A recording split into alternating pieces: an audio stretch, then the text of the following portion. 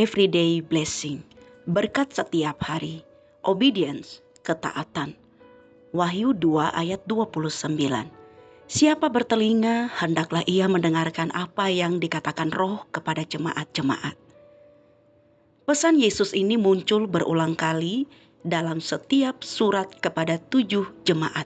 Artinya, bagi Yesus masalah utama jemaat bukan kurang firman, melainkan kurang ketaatan. Jemaat Pergamus sudah mendengar firman, tetapi tetap berkompromi dengan ajaran Bileam dan Nikolaus. Jemaat Tiatira sudah tahu kebenaran, tetapi membiarkan pengaruh nabiah palsu meracuni kehidupan mereka. Kita hidup di tengah dunia yang penuh dengan suara.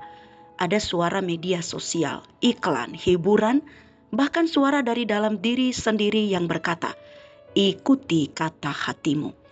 Namun seringkali semakin banyak suara yang kita dengar, semakin sulit bagi kita untuk benar-benar mendengar suara yang paling penting, yaitu suara Tuhan.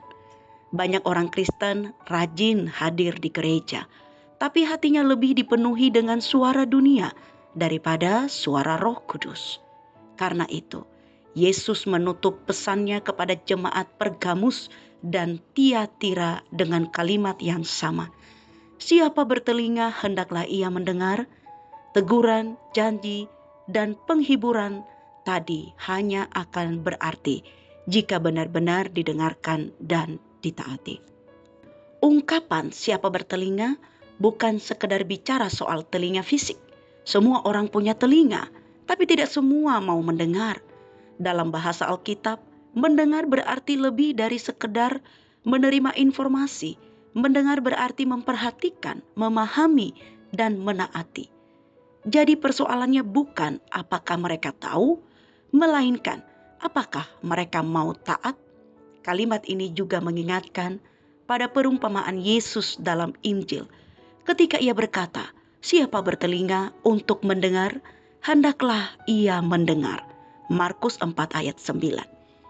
Dalam perumpamaan itu, Yesus menyinggung kondisi tanah hati manusia. Ada hati yang keras, ada yang dangkal, ada yang penuh semak, dan ada yang subur. Firman yang sama bisa jatuh, tetapi hasilnya berbeda tergantung bagaimana kita mendengar. Dengan kata lain, Yesus ingin setiap jemaat menguji diri. Selama ini kita benar-benar mendengarkan suara siapa?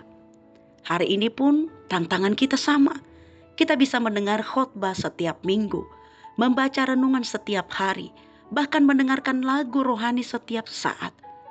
Tetapi kalau hati kita tidak terbuka untuk taat, semua itu hanya jadi suara di telinga. Firman Tuhan mengingatkan bahwa mendengar suara Roh berarti tidak hanya menyimpan firman dalam pikiran, tetapi membiarkannya mengubah keputusan sehari-hari. Tidak hanya membaca Alkitab sebagai rutinitas, tetapi mencari apa yang Tuhan mau kita lakukan melalui firman itu.